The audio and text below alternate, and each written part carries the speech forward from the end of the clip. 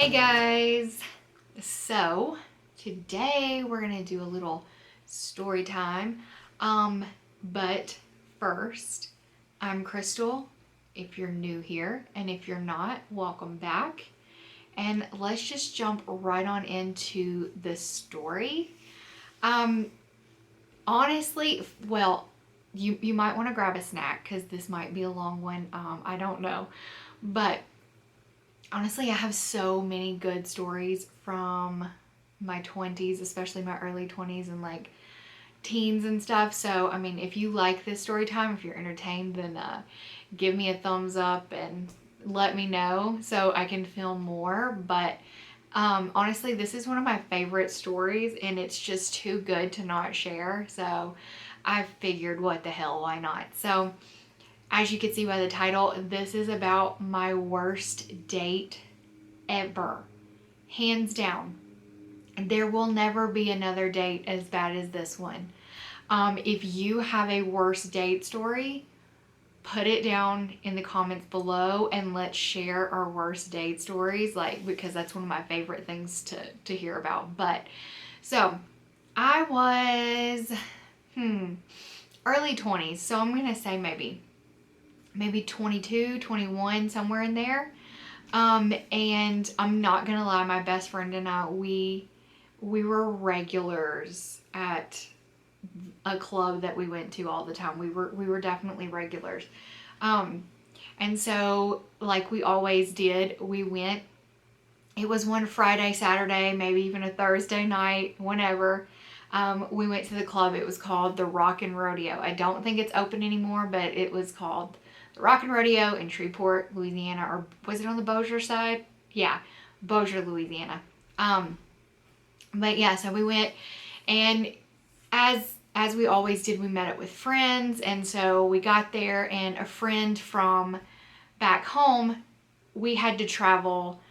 I'll get into it in maybe another story time, but we lived in a dry county about 2 hours away, so we would drive like an hour and a half, 2 hours to go to the club, bar, whatever. But anyway, so we ran into a friend from back home, and he had a friend of his with him. And I mean, the friend was a cute guy, which I'm not going to give his name. But he was a cute dude. He was a little on the short side, which I'm short, so that's not that big of a deal. But I don't really, I'm not normally attracted to short guys. But anyway, so I was like, all right, he's a good looking dude or whatever. So he introduces my friend Whitney and I, and we're like, hey, what's up?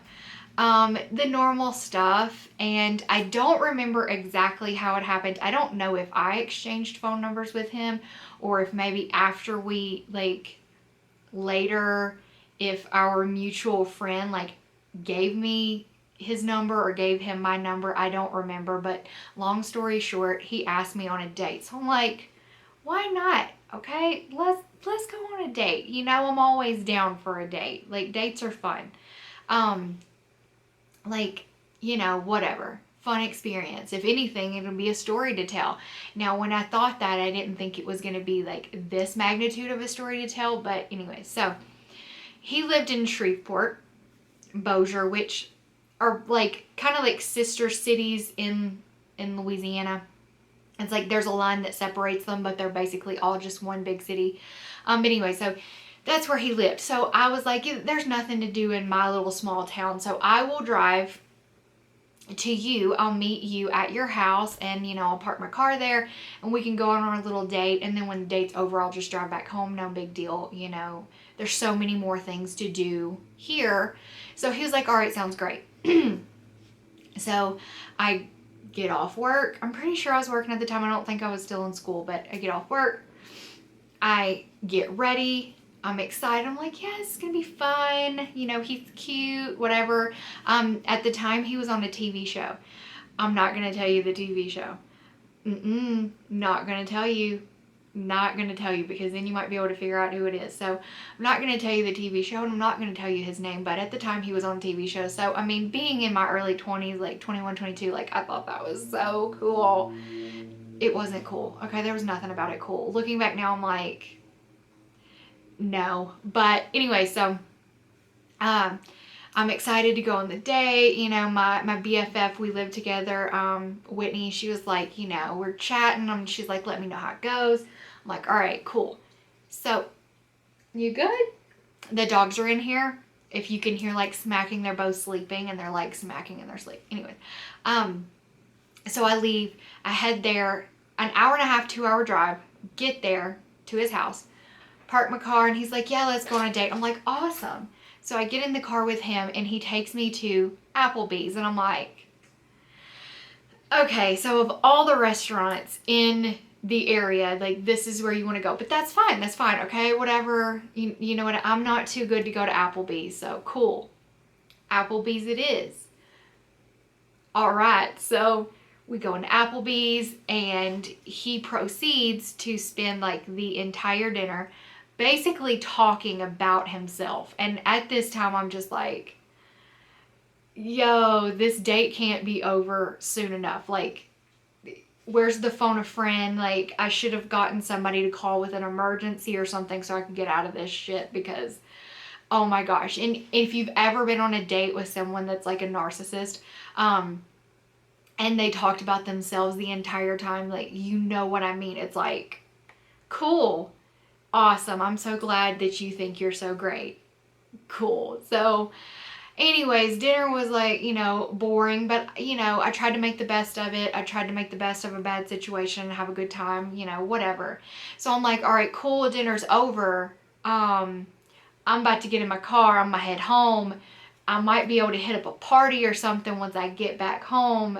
Make this night not a total waste of my time.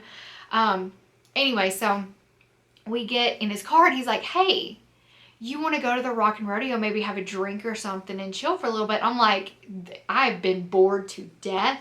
It is loud in here. The Rock and Rodeo, like how it was split up, it was a 2-story club, and on the bottom they had like country music and like a big dance floor, and then at the top floor they had like rap, R&B, like, you know, like a hip hop like club, and they had a dance floor up there too. So I'm like, cool, awesome, sounds great, we'll do that. I'll, you know, not a typical like first date type situation. Like, most of the time you wouldn't like go to a bar or a club on a first date, and I thought it was kind of tacky, but there wasn't a snowball's chance in hell that I was ever going to go out with this guy again. So I thought, why not? Might as well get a free drink out of the situation. Cool.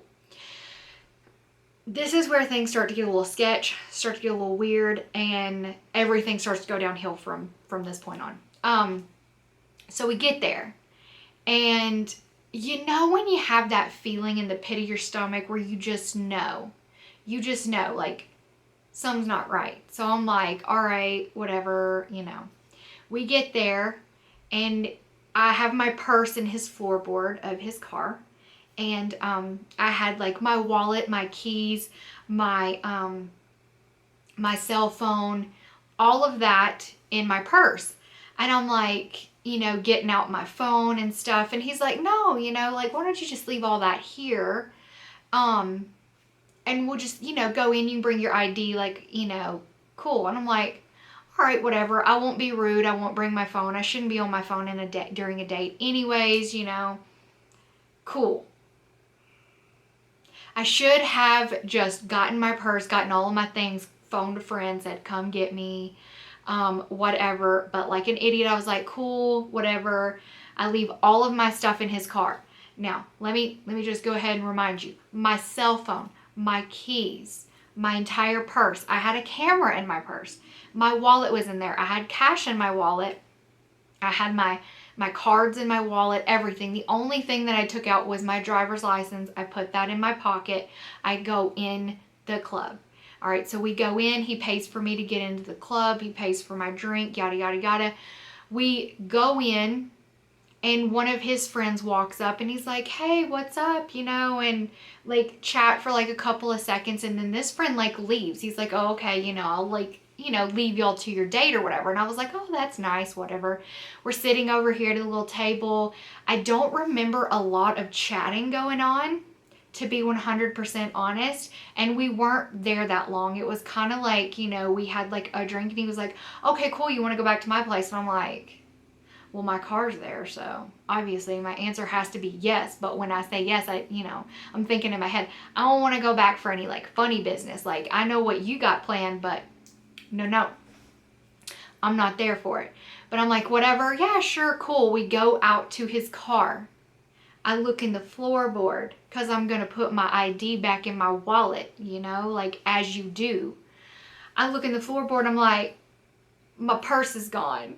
And he's like, no, what do you mean? What do you mean your purse is gone? My car was locked. How could your purse be gone? And I'm like, I don't know how my purse is gone because your car seems fine, but my purse was in the floorboard and it's gone. He's like, no, we must have put it in the back seat or something. So he's like pretending to look around, pretending to care and all this stuff. And I'm like, okay, where's my purse? I'm starting to freak out a little bit, And so he's looking all in the back floorboard. He's looking in the back seat. He even pops the trunk. And I'm like, why would it be in the trunk? We didn't put it in the trunk. Who?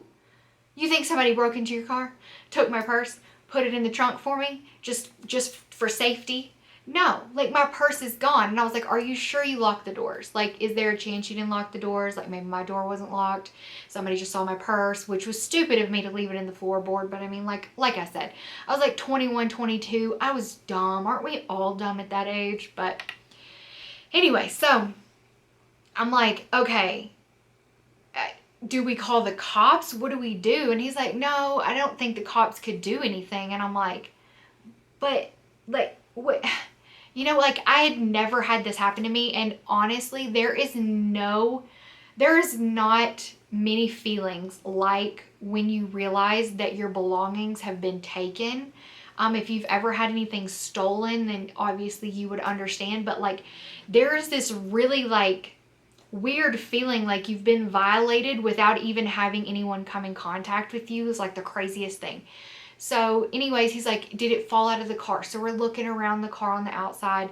And I said to him, I was like, hey, let me go ask the front desk, the bouncers or whatever, if anybody brought in my purse, because if it did fall out, maybe they left at least my car keys or something in the purse, like maybe I'll have at least my phone or something, So he was like, no, I doubt anybody would turn it in. Don't worry about it. Let's just go back to my place. And I'm like, I don't have my car keys.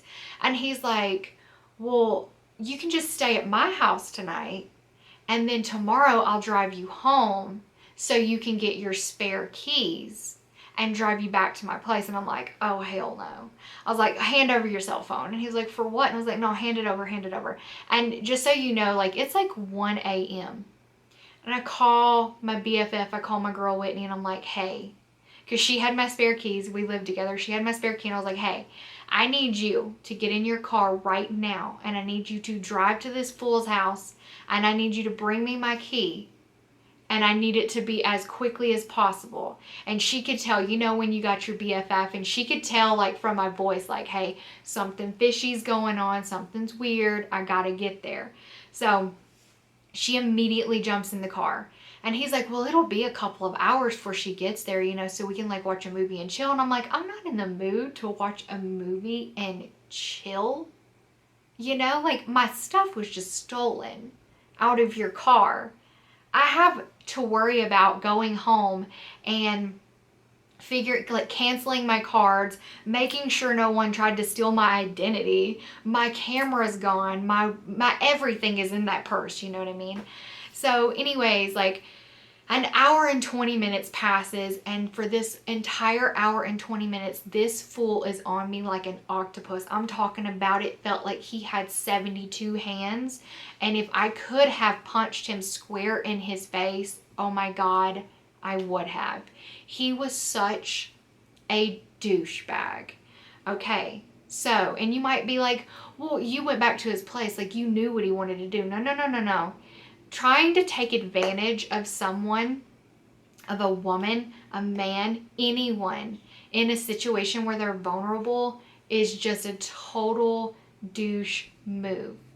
But anyway, so he gets a text on his phone and it's Whitney and she's like, hey, I'm outside. And he's like, wow, she got here quick. And I'm like, that's my girl.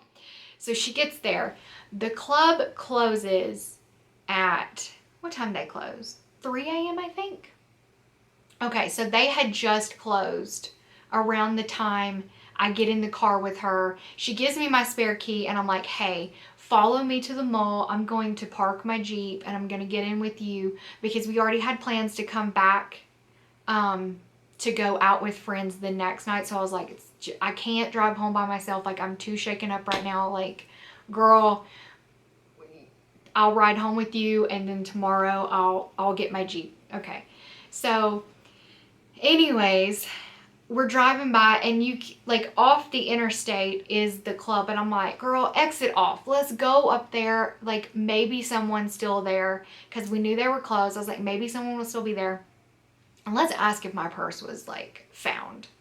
So we pull up and like it had like an awning where you could like pull up at the front door, and we just pulled up right at the front door and bouncer comes out, and a lot of the people that worked there like kind of knew us anyways. He walked up to the car and he's like, hey, what's up? What can I do for you? And I'm like, listen, I lost a purse or someone stole my purse. Somehow a purse was misplaced. And he said, what did it look like? And I told him, he said, hold on. He goes in to the club. He comes out carrying my purse and he says, I hope everything's still in there for you. You know, have a good night. And I'm like, thank you so much. And it felt really heavy and it was zipped closed when he handed it to me. And I was like, that's really weird because I wasn't expecting to have a wallet anymore. I wasn't expecting to have like anything in there. There was lots of valuables. Like I didn't have anything in there that was not valuable. And so we like pull off over to like a parking spot and she's like, girl, what's in your bag? You know, like, do you still have your stuff? And I unzip it and there's my cell phone and there's my wallet and my cash and my cards and my camera. And everything was in my purse. Like I even had cash just like folded up in the side pocket of my purse. The cash wasn't even touched.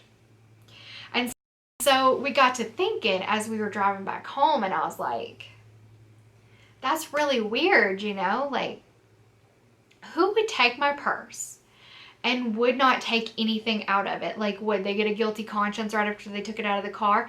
I said, not to mention the car was locked. Like, I remember walking up to the car whenever we went to get in it and I pulled the handle and the door was locked and he had to unlock the door for me. Like, the car was locked 110%. And then I got to thinking, like, she's got a spare key for my car because we're like BFFs. What if his friend that conveniently stumbled upon us in the club had keys to his car?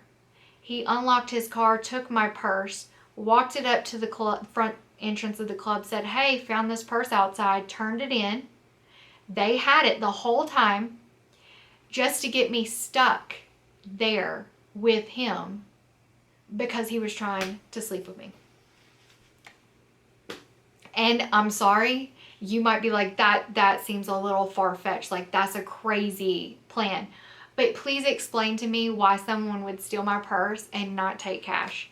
You wouldn't take $100 bill out of someone's purse?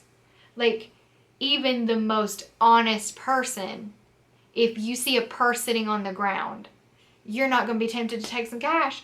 And you're talking about the parking lot of a club where 90% of the people are intoxicated. I'm sorry. 110% till the day I die, I will believe that he, Mr. Douchebag himself, got his buddy to come up to that club, show his face, be like, hey, y'all have a great night, I'm gonna leave. And then on his way out, he opened up the car door to his buddy's car. Because if I remember correctly, they might have been roommates as well. They might have possibly been roommates. I can't remember. It's been a while. Anyways, I mean, like, it totally seems very likely that he had his friend take my purse with all of my stuff that he told me, no, just leave it in here. It'll be fine. Because he wanted me stuck with no cell phone, no car keys, no wallet, no nothing. Because then he could probably take me to his house, get me intoxicated, say, oh, you're staying the night, let's have a drink, blah, blah, blah. Next thing you know, no. So, listen, that is my worst date ever. Ever, ever, ever. Yeah, I don't think that I will ever top my date having my purse stolen out of his car and trying to leave me stranded 2 hours from my house. Thank God for best friends. 100% thank goodness for best friends. So here's my tip for you, ladies and gents. If you are going on a date, whether it be a blind date, whether it be a date with someone that your friend hooked you up with, or someone that you've known for a while, listen. Make sure that you do not leave yourself in a position to be stranded, to be stuck, to be without the things that you need to be able to protect yourself, to call help, get help, all of that. Do not make the same mistakes I made, because I was an idiot. But I know there are lots of 21, 22-year-olds out there that are on the dating scene, and yeah. So, I mean, actually, dating must suck right now, huh? Because what do you, like, go on a date with a mask on? Like, do you kiss on the first date? Do you kiss on the 15th date? Like, if you're, like, do you have to just stay single now? I never thought about that. Times were simpler whenever I was in my early 20s. Y'all, now with the whole, like, Tinder and Bumble and this and that and all these apps, like, oh, I couldn't handle it. Like, back in the day, it was like, hey girl, what's up? Can I get your phone number? I'm gonna call you. That sort of thing. Like, that was way more fun. Like, way more fun than, like, just swiping on a cell phone. Like, oh yeah, he's cute. Like, I guess shopping for guys or girls or whatever might appeal to some, but, like, you cannot beat a club with some drinks and you're having a good time with your friends and you see a cute guy across the bar and you're like, hey, what's up? Like, you just can't beat that atmosphere. Like, hopefully things can go back to normal in clubs and bars and all that stuff will be popping again. But yeah, so that is my story time, guys. I hope you enjoyed it. And if you want more story times, just let me know, because I can talk all day long. I love you guys, and I will see you in my next video. Bye.